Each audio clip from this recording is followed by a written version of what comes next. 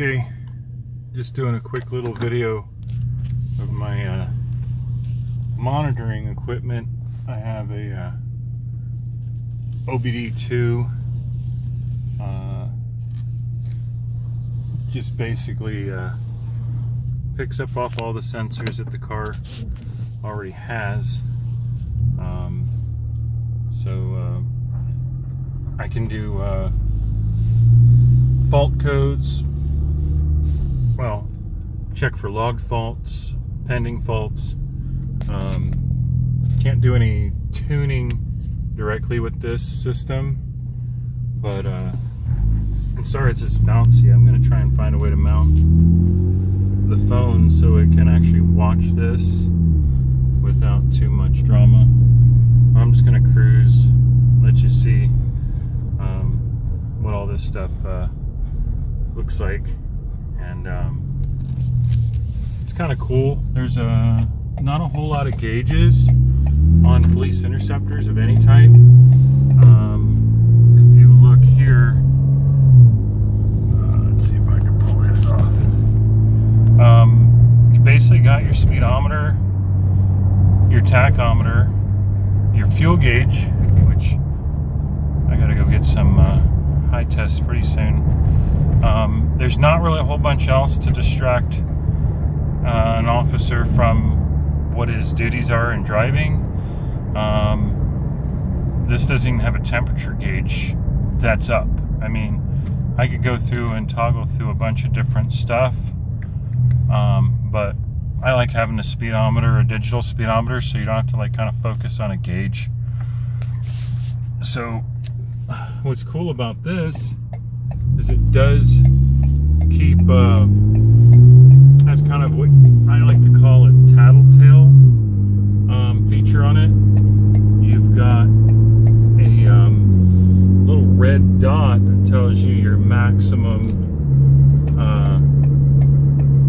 indicated, measured, what have you, whether it's your speed, your RPM.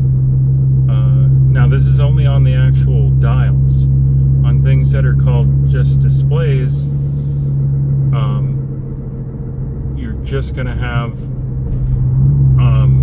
it's going to tell you exactly what is happening, but it's not going to give you any type of recorded high or low maximum. Not low, but just high maximum. If I were to do everything here in dials, I would end up with a little red indicator. Right here is maximum RPM I've hit so far is only like 2,800 RPM. The speed, I don't know how I did over 60 already. I might have, because this car is just ridiculously fast without me doing anything.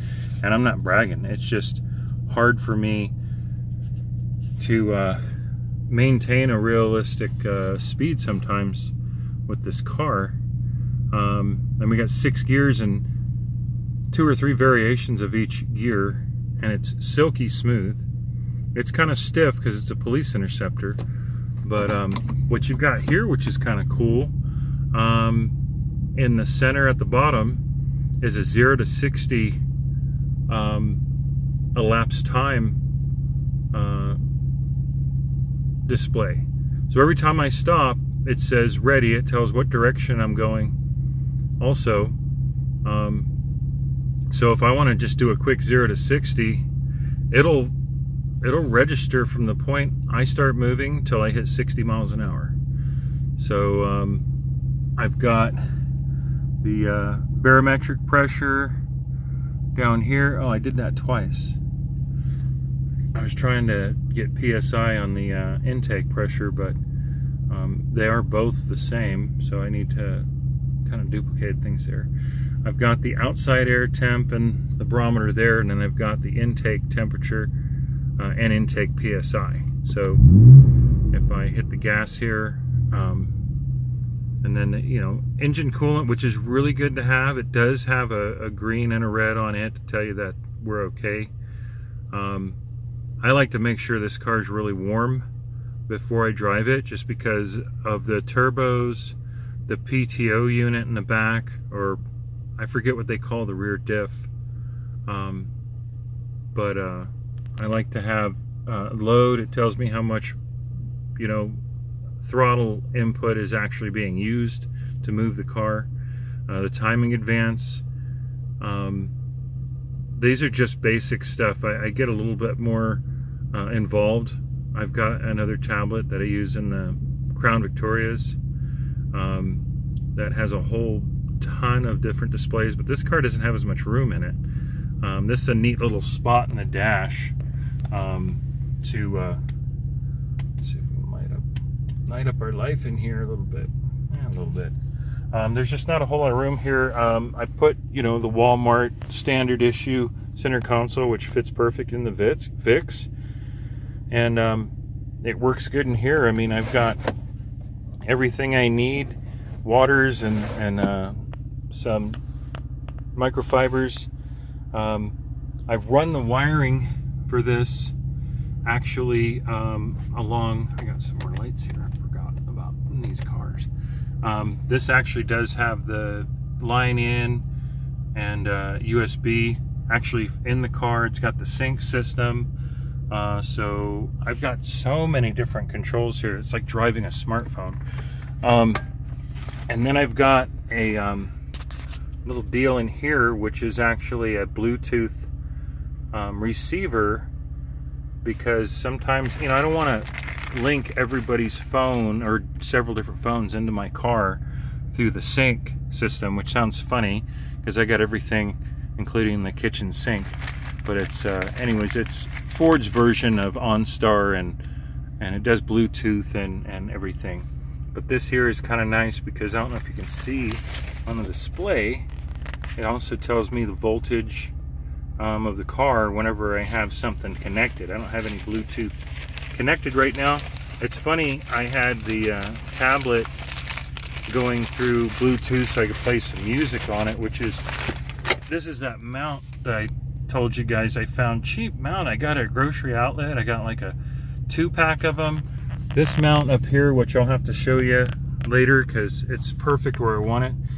I got all this stuff at grocery outlet just because I go over there to get groceries, and they have this little display area of some automotive stuff and some dirt cheap stuff there that's really decent quality stuff. This has got like kind of a silicone based grips on it. It fits really good and snug. I don't mind that it covers my trunk button here because I just, you know, I usually just use the remote.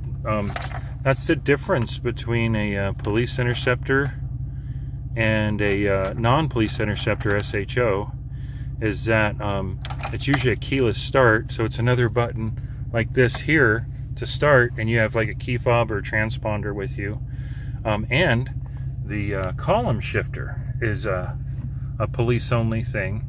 So down here I got literally nothing. I actually covered this up with a microfiber cloth that matches the carpet perfectly. I don't know if I told you guys in previous videos, but this is a Highway Patrol State Trooper unit from Wyoming, and it didn't come with a cage in it. I don't think it ever had a cage.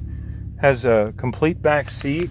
It actually has nice carpet. The seats are so awesome. I mean, they're this really durable fabric. I mean, super strong. They're the stab proof backs, just like what you expect from a police vehicle. The door panels, kind of a Mustang-esque door panels here. Nice squishy soft tops. Everything here is just a nice pliable vinyl covered dense foam. Cup holders in the doors, of all things. Both doors. Can't really see it over here. Really cool steering wheel. Not the steering wheel I like as much as, for some reason I like the late model Crown Vic steering wheels. It makes me think of like the steering wheel in like the bumper cars when you're a kid, has this big old pad in the front in case you bounce your face off of it when you hit somebody head on at like, you know, 7 miles an hour, however fast a electric bumper car can crash, but I like the steering wheel. I do like it. I don't know. I really like the Crown Vic steering wheel. I like Crown Victoria's better than these cars. That sounds ridiculous because of all the performance that there is capable of these cars compared to a Crown Vic. But I don't feel as safe in this car as a Crown Vic. I think I could just blow through like a parking lot full of cars with a Crown Vic. And maybe the car might not be running and drivable after I hit all those cars to go through to get to the other end, but I'm just gonna undo my seatbelt and just get out and look at the carnage.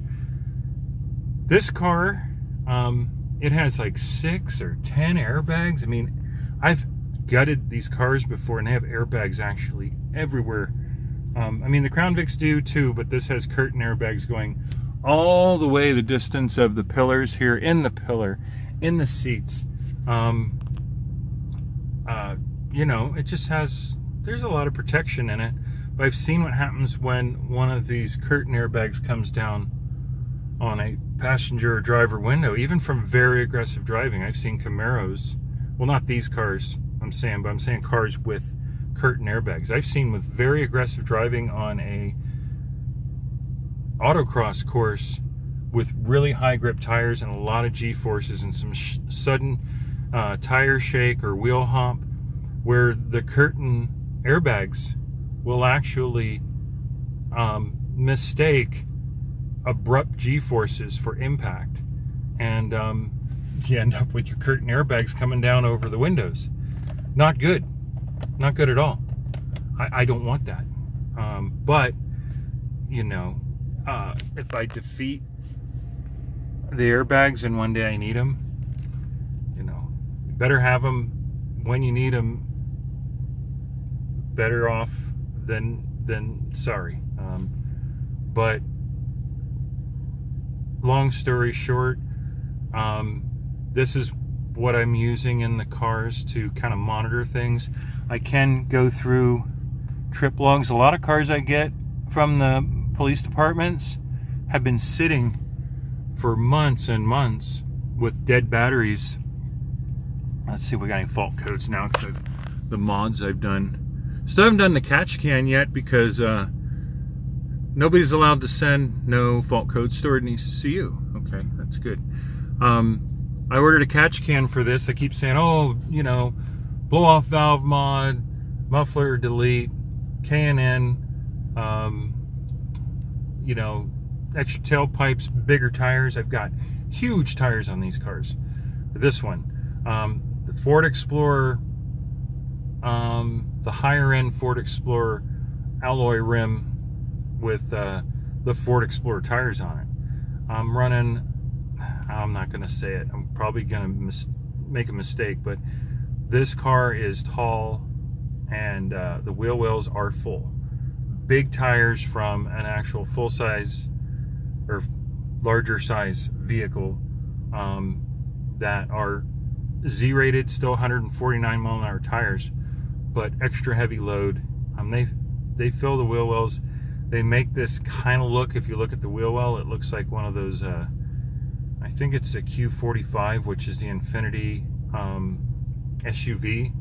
That's just, you know, nothing but tire in the wheel well.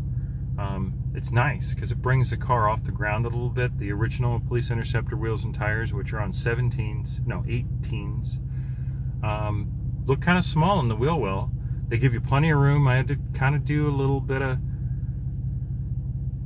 tweaking on the strut towers in the front, and there's just a little bit of rub here and there, but they work really good. I don't know if I think they help with the traction because I've got a bigger footprint. I can run the tire pressures a little bit more favorably to my taste without setting off a TPS tire pressure sensor. So I like that because I like to adjust tire pressure. Now the all-wheel drive thing is a brand new thing to me. I've had 4x and four-wheel drive vehicles, and four-wheel drive vehicles that you can run in all-wheel drive full-time. But this car is always all-wheel drive. It does have a low feature, which you hear me talk about. when you put it in drive. You've got lower ratios altogether. It basically duplicates what these cars have, where you can manually pick a sport mode or econo mode or comfort mode. For an SHO, the police interceptor already responds to active aggressive driving input and goes into a pursuit mode. And that sounds really bitchin', and it is. I can start stabbing the brake, stabbing the gas, steering aggressively, basically just do that maybe 2 or 3 times. I've even had it where I wasn't paying attention, which goes along with my don't drive intoxicated, which I have a sticker on the car. I wasn't texting, but it was one of those things where I was looking at the phone or looking at the tablet, and I look up and I've got all kinds of taillights in my face and I'm coming up fast, and stab steer. Never had the ABS kick on this one yet, but I don't like that because that means I'm driving out of my abilities. I'm a good driver. I make a lot of mistakes, but I can get out of a situation that I can't even imagine some of the situations I've got myself into and out of just from instinct and muscle memory. I just get myself out. But I've had where I've done that stab steer, get out of a situation, get around the car I couldn't stop for, and turn, and all of a sudden my gear shift points are like I'm grabbing the gear shift of my old Chevy or old Ford car and just shifting into gears I don't even need yet, but being ready to have the RPMs where I need them so I can get out of a turn or accelerate. It almost like it's like a motorcycle with an automatic transmission. This car is like driving a motorcycle with a body on it. When it goes into pursuit mode, man, the RPMs are held to red line.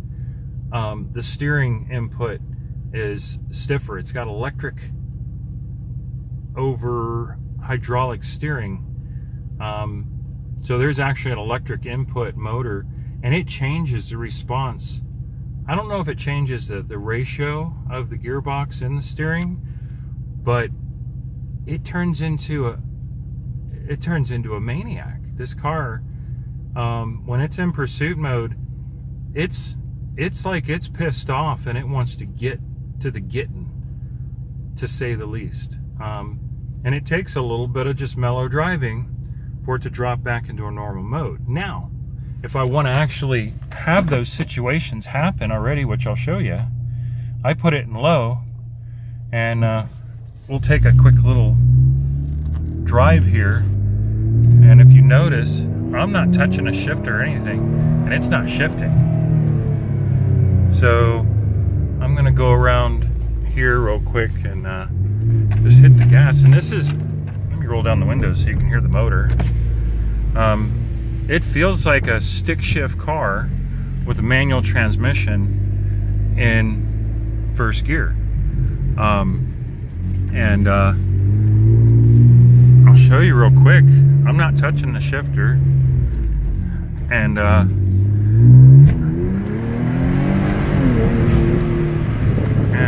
had to let off there because there's a little turn. I actually rotated my tires, and my tires are so big they have a little wear spot that has to work its way through around that strut. And so here I am. I just actually put it into reverse and then drive to make a 3-point turn. Now it's come out of that low mode, which I think is more of like a manual pursuit mode. And now it's shifting normally. Like even while I'm idling right now, I've probably already gone into second gear, just kind of cruising. I'll drive it real quick here again, the same basic areas I just went. It's funny, my blow-off valve mod is so relaxed. It's almost like a sigh, because there's so much air left over from that whole system of 2 turbos. I did a blow-off valve disconnect on the front turbo. There's like all this extra air left over, and I'll let you hear it real quick here. It's not like that quick little psh, it's like psh. So it's like if you were to play a video of blow-off valves, dang, it's getting a little cool out. It feels cooler. If you had like a video that you were watching on YouTube and you can put it in like quarter speed, slow-mo or whatever, it's funny because that's what it sounds like. It sounds like a drag race or a street race where somebody's hitting gears and shifting, and it's in slow-mo, and instead of, you know, it's like it's really like delayed, but it isn't. It's just happening the way it happens with all that extra air built up. So anyway, so I'm cruising right now, and you know, we've got the RPMs. You can see them, they're all synced together, but the RPMs are nice and mellow. I feel like I've already shifted into at least third into torque converter lockup and overdrive, or maybe even fourth. These do have a 6-speed transmission, just the gears alone, not to mention the variations between torque converter lockup and overdrive. So I'm going to, this is another thing that's really cool about this the L on here, is I'm going to roll down the windows again, and I'm cruising in regular mode, nothing aggressive, car's not in pursuit mode, and I'm going to hit that button while I'm cruising, and if you listen, this car rev matches without me touching the gas, and drops gears and rev matches seamlessly. So let's watch what happens. I just hit low. I didn't touch the gas, I didn't touch the brake. It just rev matched down to the next gear, and now the gear I'm in, it's gonna hold. Even if I get on it, it's gonna hold that gear, and I'm not touching anything other than the gas pedal and the brake. So we're gonna take off from a dead stop here, and we're just gonna cruise up through the gears in this low mode and watch what happens, and listen to it. The car's just going up to almost red line, and that's it. It's just ready to go at any time, and if I gun it, it's yeah, it's a good little pull about, and then it's already downshifting. I was at 45 miles an hour, and it downshifted probably into second, and I got full power there. Dang. Ooh, what is that? Ooh, somebody lost all this stuff on the ground, and I just ran over it. It sounded like a shotgun, whatever all that stuff I ran over was. I couldn't avoid it. I just tried to straddle it. So I think I ran over a piece of plastic. I'm glad I still have old tires on it, because that sounded like something nasty. So I'm gonna pull over here and put it in low, and it's gonna rev match until I slow down to pull over and see if I got a damage on my sidewall. I straddled the bag, which was the biggest item I saw in the road, and then I hit another thing. I just saw a shadow of it. Let's see here.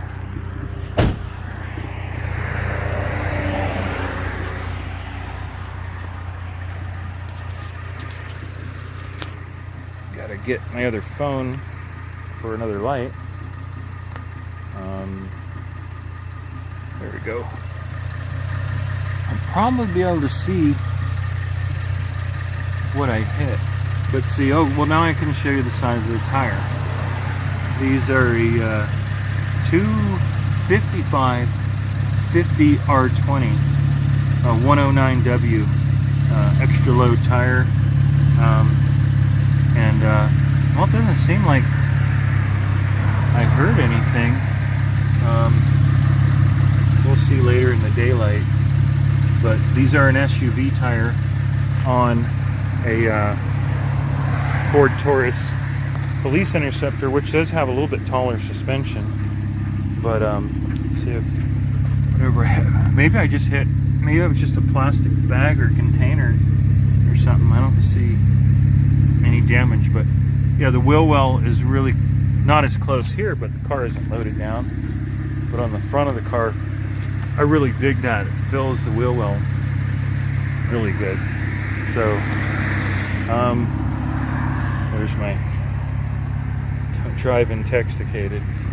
So anyways, now we've seen that there isn't any damage.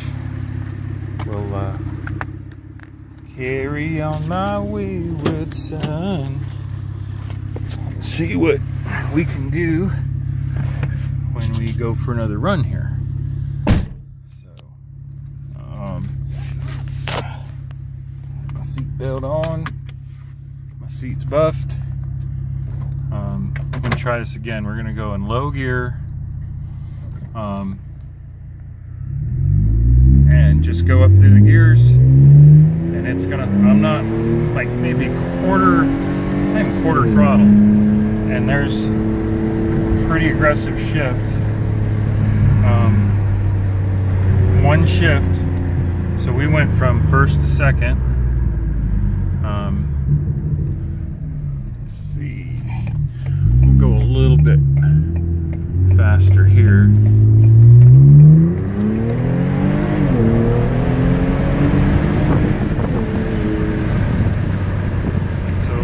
When I get to about 45, we're actually going to drop down into second gear, and then I think the next gear we downshift is at about 20. So let's see what it does. Yeah, about 7/16. But now we're in first gear, even beyond. I'm still in first gear. So I take it out of low. Car goes back to grandma mode and slowly begins its ascent through the gearbox into higher gears and lower RPMs. So we're cruising at about 35 miles an hour at just about 12, well, this is saying 13.39 RPM at 35 miles an hour. So, and again, I'm going to speed up a little bit. Just going to hit the low button.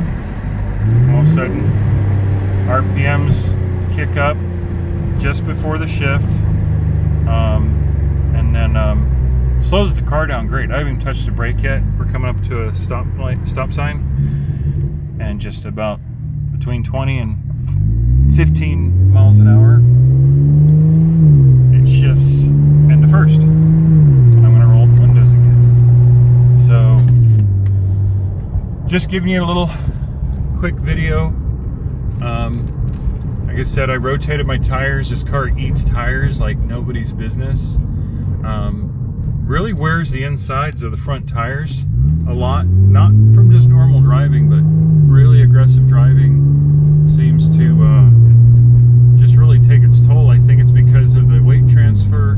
This car really has great weight transfer. When you really hit the gas, the attitude of this chassis, I mean, the front end lifts, the rear end squats down, and it just gets out of there like, you know, like we're on some prep on a drag strip. I mean, even with traction control on, and I'll have to show you that a little later, this car will break tire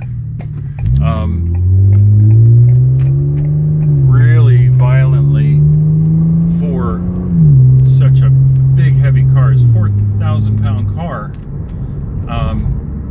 on big wheels. Now these wheels and tires aren't as heavy as the Police Interceptor rims. The rims that are on these cars, holy cow, they're the heaviest rims I think think I've seen or felt in a long time. Just the rims alone well outweigh 3/4 ton to 1 ton pickup truck steel rim. They're just insanely heavy. So the unsprung weight with a 18-inch rim, I'm just used to the Crown Vics.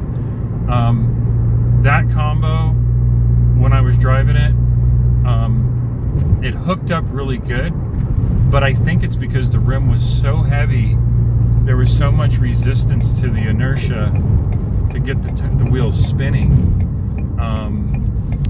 that it was very conducive to a more predictable acceleration, drive, and handling.